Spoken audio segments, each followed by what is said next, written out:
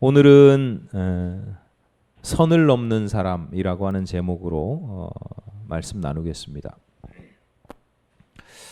한 달 전쯤에 주일날 있었던 일이라서 여러분 아마 기억하시는 분도 계실 텐데, 우리 교회에 거의 매주일 이제 돈을 얻으러 오시고 식사도 자주 하시는 분이 계시죠. 주변에 뭐 여러 교회를 다니시고 또 식당도 다니시는 걸로 알고 있는데, 가게 같은 데 다니시는 걸로 알고 있는데, 우리 교회에서 식사를 자주 하시는 걸 보면 우리 교회 밥이 맛있나 봐요. 주로 제 아내가 밥을 차려서 갖다 주는데, 그때 여선교회 원예회 하느라고 아내가 자리에 없었죠. 그래서 밥을 달라고 하는데 다른 성도님들이 좀만 기다려 달라, 그러니까 사모님이 지금 회의 들어가셨다 이렇게 얘기를 했어요. 그랬더니 뭐가 심사가 뒤틀렸는지 사람 무시하지 말라고 그러면서 그 자리를 박차고 교회 밖으로 나갔습니다. 몇몇 성도님들이 너무 황당하니까 말을 좀 얹으려고 하시는 걸 제가 그만두시라고, 더 이상 말하지 않으셔도 된다고, 말이 통하지 않는 일이고 또 의미 없다고 제가 그렇게 말씀을 드렸어요. 그때 아내가 나왔고요. 제가 쫓아가지 말라고 말렸는데도 이제 아내가 쫓아가서 식사하고 가시라고 했는데 거절을 당했답니다. 그리고 돈만 드리고 왔다. 기억하시고 뭐 상황이 이해가 되실 거예요. 네.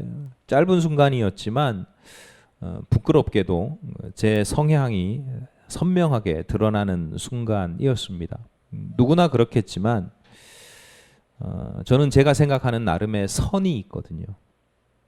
기준선이 있단 말이에요. 기준선이 있어서 이게 이 선을 제가 감당할 수 있는 수준을 넘어선다 싶으면 제 수준에, 제 기준에 이 감당할 수 있는 수준을 넘어선다 그러면 아예 그냥 포기해버리는 경향이 있어요. 뭐 저만 그런 게 아니죠. 그리고 이런 방식이라는 게 종종 합리적이기도 해요. 아내가 쫓아가서 설득했지만, 식사하고 가시라고 설득했지만 결국 결과는 똑같잖아요. 안 먹는단 말이에요. 저는 안 쫓아가도 알겠던데 그러니까 굳이 쫓아가지 않는 것, 포기하는 것, 이것이 합리적이다, 종종 합리적이다라는 것이 그런 모습으로 증명이 되죠. 결과가 뻔한 정도를 넘어서서 오히려 긁어부스럼을 만드는 경우도 있습니다. 시비가 더 커지기도 하고 그런 경우도 있죠. 결과가 뻔한데 굳이 헛심을 쓰는 건 미련한 일이기도 하고, 긁어부스럼을 만들어서 상황이나 사태를 더 악화시키기도 하는 경우들이 있기 때문에 종종 이런 방식이 합리적입니다. 어쨌거나 나중에 제가 제 입장에서, 제 기준에서 그렇게 미련한 일을 하는 아내에게, 굳이 쫓아가서 미련하게 쫓아간 아내에게 어떻게 됐냐, 또 왜 쫓아가냐, 내가 말렸는데 왜 그랬냐 나중에 물었어요. 어떻게 됐는지는 이미 말씀드렸잖아요. 밥 안 먹고 거절하고 그냥 돈만 받고 가셨고, 왜 그랬냐는 질문에는 이런 식의 답변이 돌아왔습니다. 아내가 이렇게 얘기했어요, 저한테. 저런 분들을 직접 찾아가서 도와줘야 되는데, 오히려 저런 분들이 직접 찾아와서 우리가 도울 수 있으니까 이게 얼마나 감사한 일이냐, 이렇게 얘기를 했단 말이에요. 제가 뒤통수를 제대로 한 방 맞은 거죠.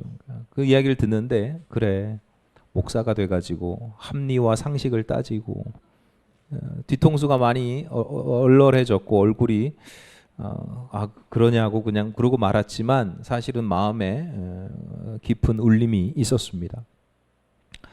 살아가다 보면 종종 선을 넘는 사람들을 보게 됩니다. 우리가 연일 뉴스에서 보게 되는 내용들이 그런 내용이죠. 우연히 또는 우발적으로 일어나는 사건 사고도 있지만 도저히 아무리 이해하려고 해도 이해할 수 없고, 용납하려고 해도 용납할 수 없는 그런 힘든 사건들도 많이 있습니다. 뭐 연일 뭐 초등학교 교사 사망 사건 이후로 전국에서 뭐 보도되는 학부모 갑질 관련 뉴스, 그런 이야기, 그런 일들이 있다는 것을 알고 있는 거하고 매번 들으면서 야, 이런 식으로 뭐 2천만 원의 위자료를 또 요구했다고 누가 뭐 이런 이야기를 들으면서 야, 뭐 어떤 사람은 자기 아내가 집에 있는데 쓰러졌대요. 피를 흘리면서 쓰러져 있는 모습을 보고 어떻게 해야 돼요? 사진을 찍어서 의붓 딸에게 보내고 골프 치러 갔대요. 테니스 치러 갔대요. 죽었어요. 뭐 이런 뉴스들, 이게 선을 넘어도 아내가 아니라 남이라도 그럴 수 없는 거잖아요. 측은지심이라는 게 모두가 있다고 맹자 선생님께서 말씀하셨는데, 이런 뉴스를 볼 때마다 마음이 참 답답해지고 우울해지는데, 이게 뉴스에서만 일어나는 일이 아니고 가끔 내 삶의 자리에서 일어나는 경우에는 정말 마음도 힘들고 몸도 힘들고 여러 가지로 힘든 경우들이 종종 있습니다. 선을 넘는 사람들, 그 어느 정도의 차이는 있지만 선을 넘는 사람들은 내 주변에 항상 있습니다. 그런데 이 선을 넘는다는 게 꼭 부정적인 경우만 있는 게 아닙니다.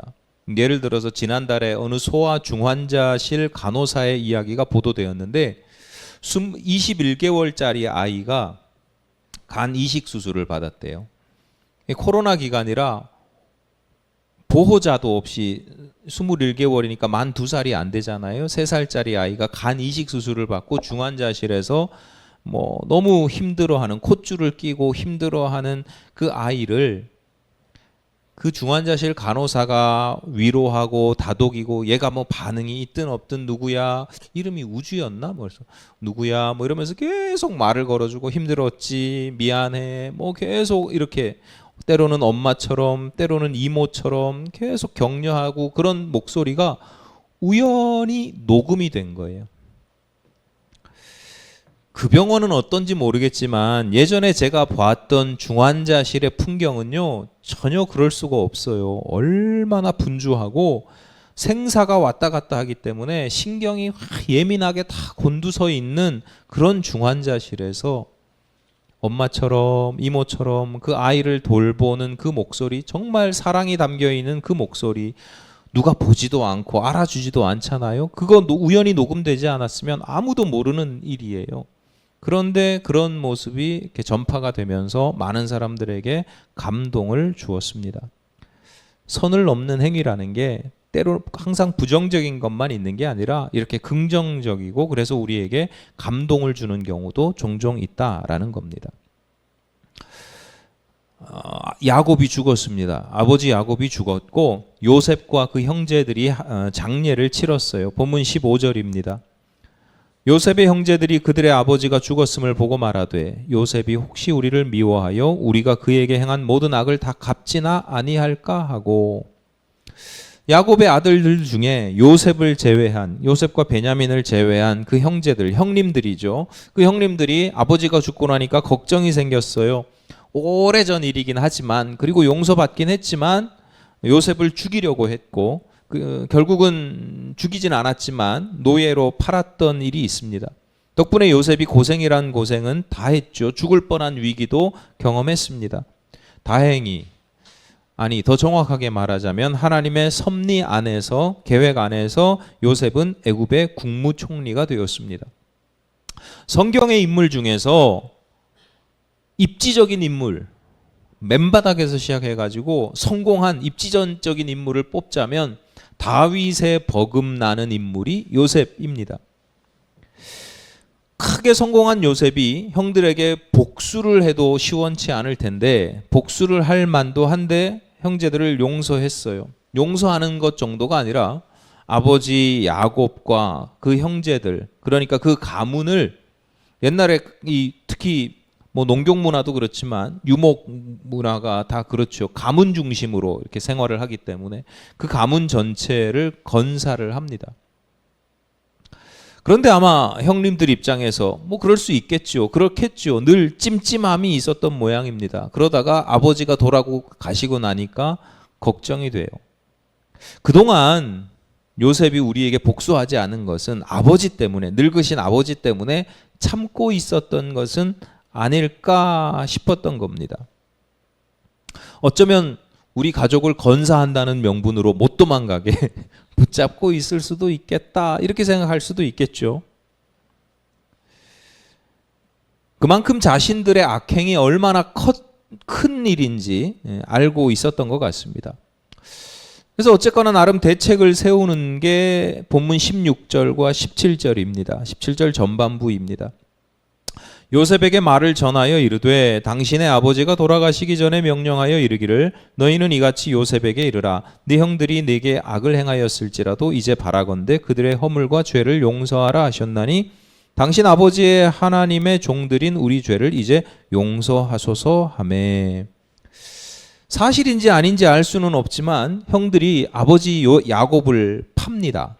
팔아요. 그래서 아버지가 이렇게 유언을 남겼다. 유언을 남겼으니 용서를 해달라. 사실인지 아닌지 몰라요. 그리고 사실이든 그렇지 않듯 참 궁색하기 짝이 없죠.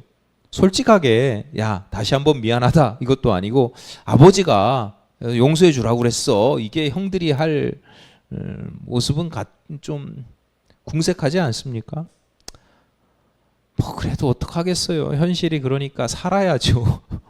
불안하고 목숨은 살려야 되니까 멸문지화가 되면 안 되잖아요. 나만 죽는 게 아니라 내 새끼들, 내 손주들 살아야 되잖아요. 살아야 하니까 그래도 어쩌겠어요. 궁색하게나마 그렇게 했어요. 오늘 본문은 그런 상황에서 요셉의 반응을 보여줍니다. 더 정확하게 말하자면 요셉의 반응이라기보다는 이런 상황에서 요셉의 반응을 통해서 드러나는 요셉의 신앙과 요셉이 가지는 삶의 자세, 삶의 태도 이런 것들을 보여줍니다. 요셉이 가장 먼저 보여주는 모습은 뭐냐? 이 이야기를 듣고 가장 먼저 뭘 하냐? 소리내어 울었습니다. 울었대요. 본문 17절 후반부입니다. 요셉이 그들이 그에게 하는 말을 들을 때에 울었더라. 성경은 요셉이 왜 울었는지는 기록하고 있지 않아요. 울음의 성격을 밝히지 않아요. 다만 제가 울었다라고 하는 것을 여러분에게 말씀드리는 중요한 이유가 있는데 그건 뭐냐면 이 단어의 원어가 가지는 뜻은 눈물을 흘렸다 정도가 아니에요. 소리를 내어 크게 울었다는 뜻을 가지고 있어요. 자, 생각해 보세요. 요셉이 왜 울었는지 몰라. 이게 갱년기 때문에 생기는 건지 서운해서 그런 건지 분노가 차서 그런 건지 뭐 울음이라는 건 여러 가지로 나타날 수 있는데 왜 울었는지는 모르겠는데 어쨌거나 요셉이 크게 울었다는 것은 형님들이 보여준 모습이 요셉 입장에서는 요셉의 기준으로 보건대 이게 선을 넘었다고 판단됐다는 거죠. 요셉이 펑펑 울었어요. 왜? 형님들의 모습이 도무지 이해할 수 없는 내 생각, 내 기준으로 볼 때는 선을 넘었기 때문이죠. 펑펑 울었어요. 조금 넘은 게 아니라 많이 넘었다는 거죠. 이해가 잘 안 되거나 좀 서운한 정도를 넘어섰다는 거죠. 그러면 입장 바꿔서 요셉의 모습은 어때요? 형님들 입장에서 보는 요셉의 모습, 그리고 오늘날 우리들 입장에서 보면 제가 볼 땐 요셉도 선을 넘었죠. 여러분 이렇게 질문해 보세요. 여러분이 만약에 요셉의 상황이라면 그 자리에서 펑펑 울 수 있었겠어요? 뭐 어떻게 요셉이 왜 울었는지는 모르겠지만 어떻게 해석하든지 간에 요셉의 울음도 이게 자연스럽지는 않잖아요. 그런 상황에서 아무리 서운하고 아무리 형들이 선을 넘었다고 해서 누구나 요셉처럼 울지 않거든요. 나이도 먹을 만큼 먹었고 사회적 지위도 있고 체면도 있고 채통도 있는데 이런 상황에서 형님들이 조금 서운하게 했다고 그전에는 뭐 죽이려고까지 했는데 그 서운하게 한 정도까지 요셉의 형들의 모습이 너무 불쌍하고 안타깝다고, 갱년기가 왔다고, 내가 원래 눈물이 좀 많다고, 그렇다고 요셉처럼 펑펑 우는 사람이 얼마나 되겠어요? 굉장히 부자연스러운 모습입니다. 그런데 이런 요셉의 모습이 요셉이 나이 먹고 말이야 철딱선이 없고 채통도 없고 이렇게 보이지가 않습니다. 분명히 선을 넘었는데 채통머리 없어 보이는 요셉의 모습이 아니라 분명히 선을 넘었는데 우리가 보는 요셉의 모습은 이 우는 모습을 통해서 요셉의 여전히 순수하고 순전한 마음이 돋보입니다. 선을 넘었지만 그게 보기 싫은 게 아니라 감동을 줍니다. 생각해 보세요. 여러분, 과연 나는 얼마나 자주 눈물을 흘리고 있습니까? 우리 대부분 나이 들면 이미 무미건조한 삶을 살아갑니다. 저도 그래요. 내가 어린애도 아니고 이거 처음 겪는 일도 아니고 세상 많은 일들을 경험했고 심지어 세상 모든 이치를 통달하고 많은 것들을 체득했기 때문에 다 알기 때문에 이제 이 정도를 가지고 별로 요동하지 않는 삶을 살려고 해요. 뉴스에서 선이 넘는 모습들 보이면 그럴 수도 있지 뭐 어제 오늘 일이야 뭐 그러고 넘어간단 말이에요. 분노하지 않아요. 슬퍼하지 않아요. 왜? 나를 지켜야 되니까. 크게 요동하지 않으려고 하는 모습들이 있어요. 그런데 내가 세상 이치를 알고 득도를 해서라고 변명하지만 세밀하게 자세히 살펴보면 꼭 그런 것만은 아니에요. 그 안에는 보면 내가 상처받기 싫고 내가 아프기 싫어서, 사실은 감정을 표현하지 않는 상당한 이유 중에 하나는 뭐냐면 나를 지키기 위해서이고 때로는 비겁하기 때문이에요. 내가 내 감정을 드러냈을 때에 여러 가지 내가 감당해야 될 그 수고가 싫기 때문에, 비겁하기 때문에 내 감정을 드러내지 않을 때도 있어요. 반면에 요셉은 자기 감정에 솔직했고 용감했습니다. 그 나이에도 그 지위에도 그 상황에서도 말입니다. 선을 넘는 요셉의 모습은 여기에서 그치지 않습니다. 본문 18절입니다. 그의 형들이 또 친히 와서 요셉의 앞에 엎드려 이르되 우리는 당신의 종들이니이다. 요셉의 울음에 놀랐는지 형들이 직접 찾아옵니다. 그리고 스스로를 우리가 요셉의 종이라고, 노예라고 고백을 합니다. 다양한 해석이 가능하지만 가장 직관적인 해석은 이거죠. 노예라도 좋으니까 살려만 줘달라, 이런 겁니다. 19절입니다. 요셉이 그들에게 이르되 두려워하지 마소서, 내가 하나님을 대신하리이까. 이어지는 내용에서 보다시피 알 수 있듯이 요셉은 분명한 신앙의 고백이 있었어요. 20절입니다. 당신들은 나를 해하려 하였으나 하나님은 그것을 선으로 바꾸사 오늘과 같이 많은 백성의 생명을 구원하게 하시려 하셨나니. 요셉이 성경에서 큰 비중을 차지하는 것은 그가 단지 입지전적인 인물, 그러니까 맨바닥에서 크게 성공해서 애굽의 국무총리가 되었기 때문이 아닙니다. 성경이 요셉을 주목하고 있는 가장 큰 이유는 요셉이 하나님의 계획 안에 있었기 때문이고, 요셉은 그 계획 안에서 분명한 자신의 신앙 고백을 가지고 있었기 때문입니다.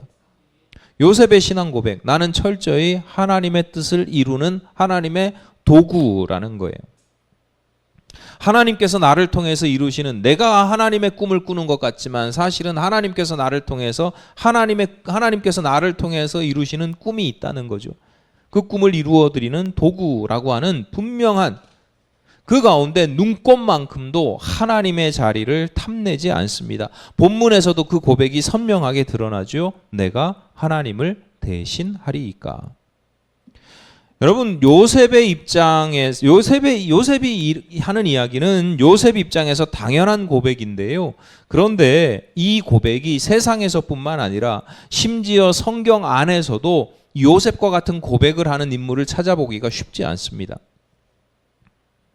이스라엘 초대 왕 사울이 망하게 되는 중요한 이유가 뭐냐? 하나님의 자리를 탐낸 거예요. 하나님께서 다 소나 양이나 모든 전리품 다 없애라. 안 없애잖아요.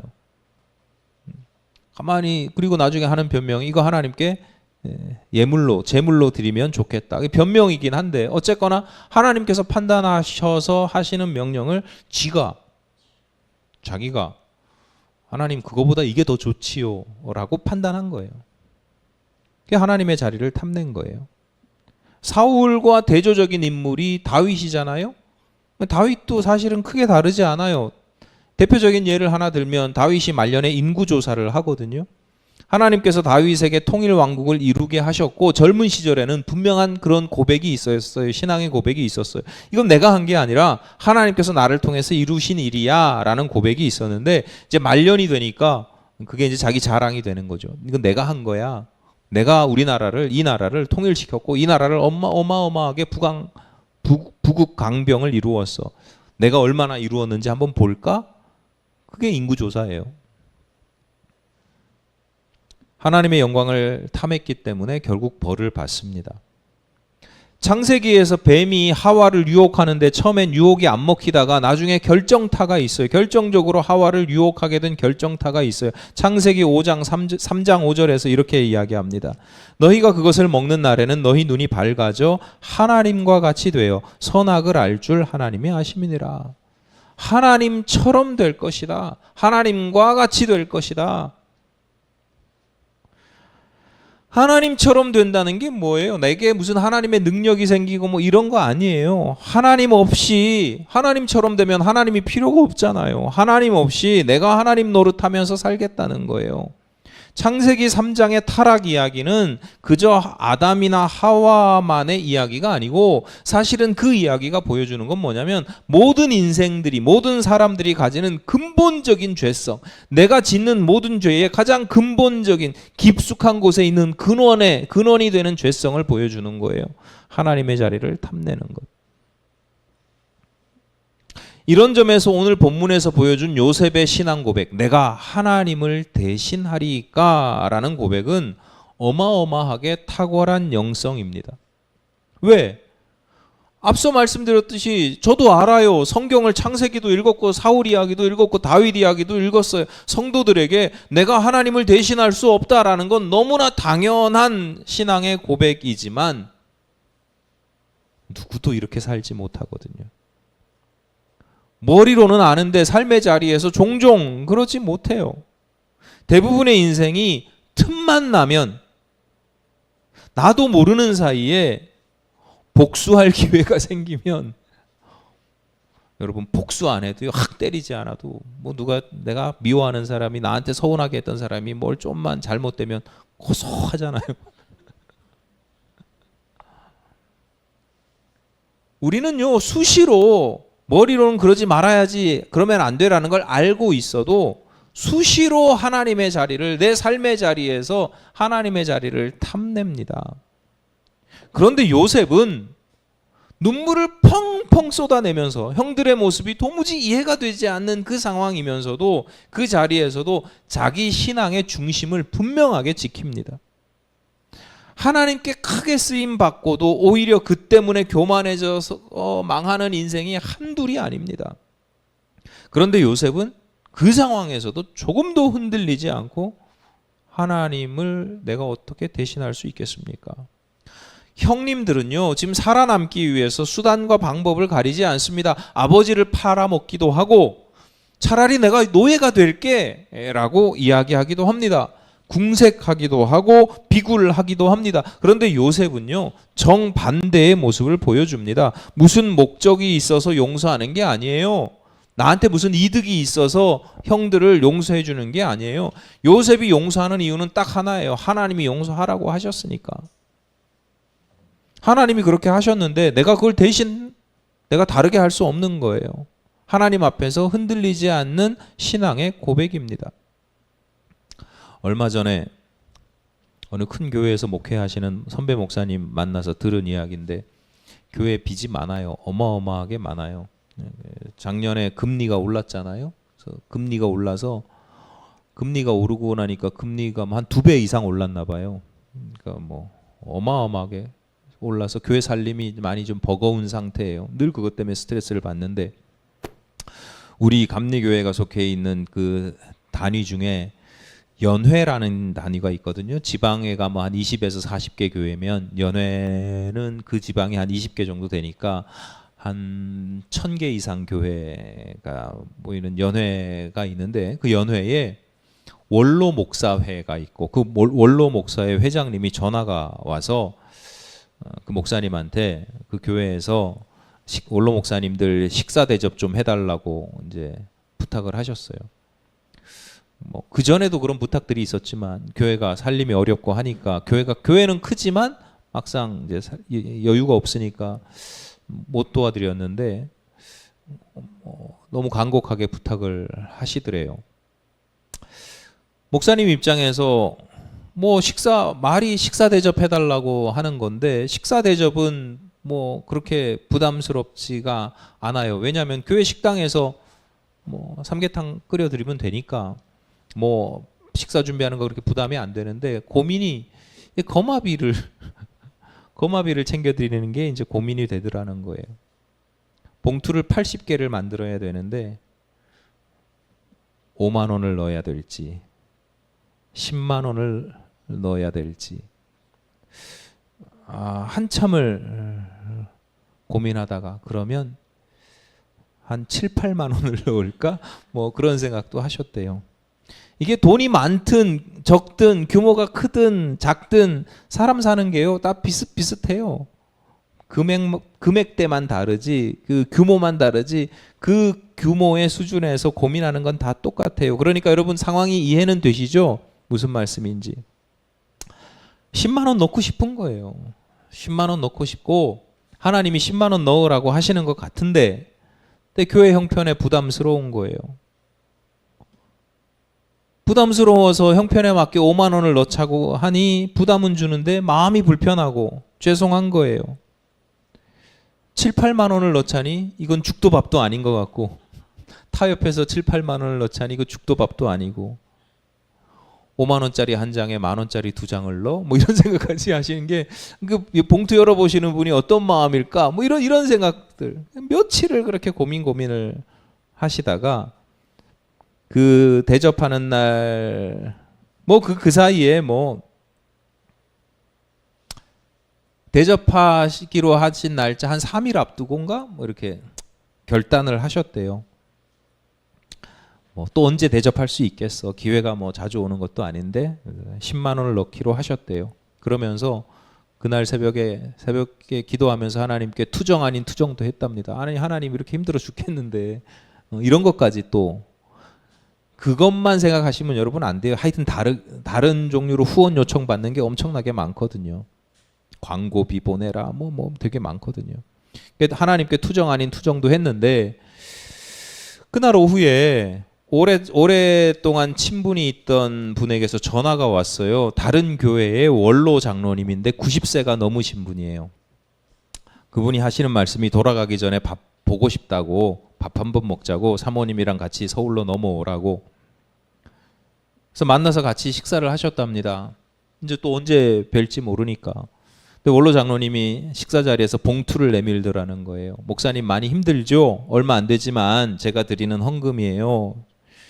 근데 그 목사님이 참 제가 좋아하는 게 성향이 저랑 비슷하기도 하고 그 목사님 입장에서 감사합니다 이렇게 못 받죠.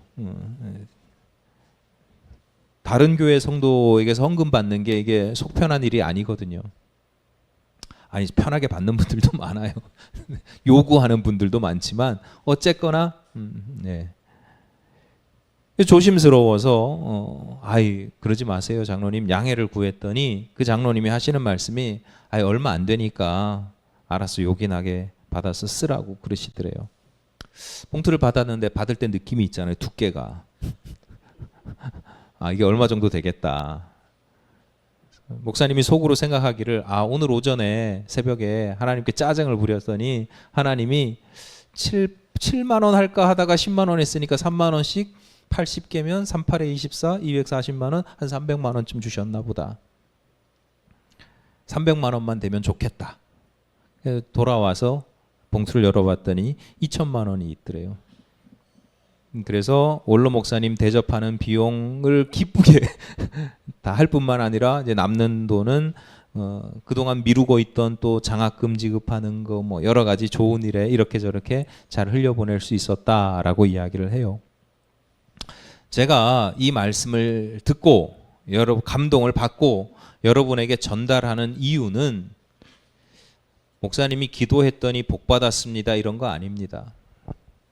3,400만 원 구했는데 2천만 원이 생겼다 이것도 아닙니다. 은혜 받으시려면 그런 것도 은혜 받으셔도 돼요. 근데 그것 때문에 제가 말씀드리는 거 아니에요.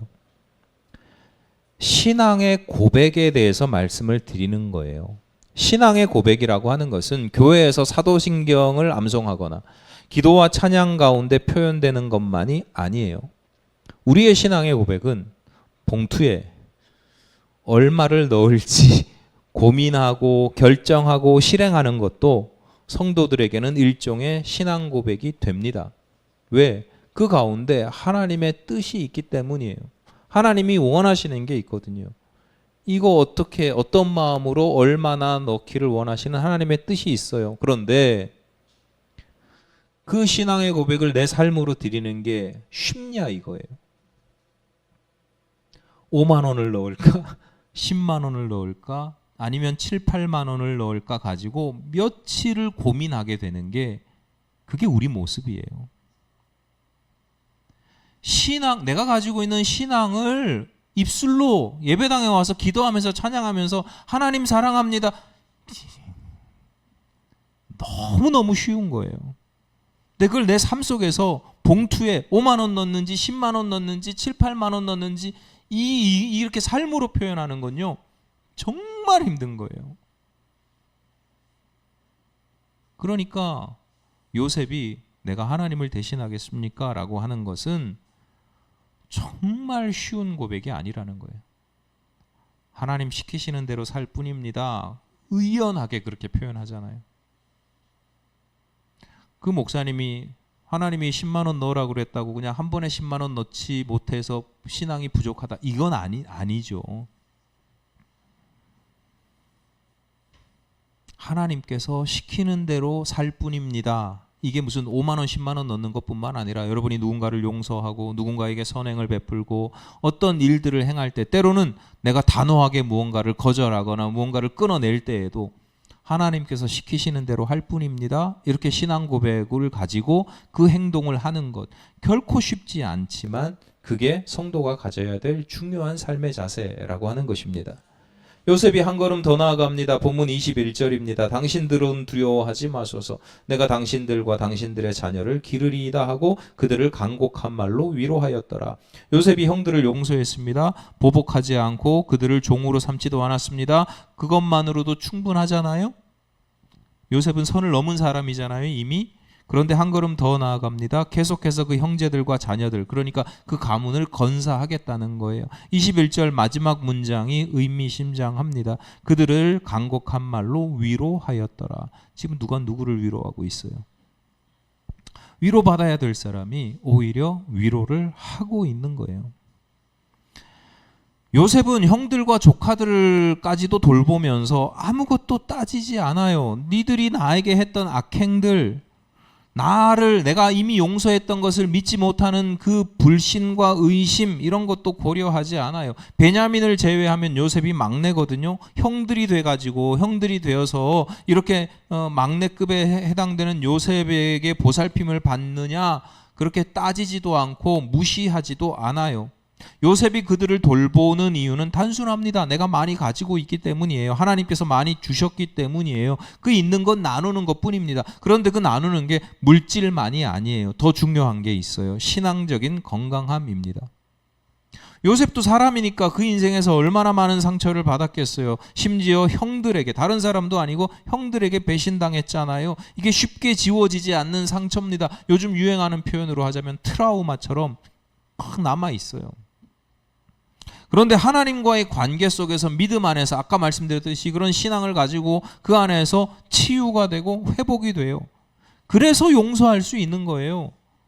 하나님이 시키시니까 내가 그냥 억지로 하는 게 아니라 내 믿음이, 내 상처가 다 회복이 되어서 그래서 용서할 수 있고 위로할 수 있는 거예요.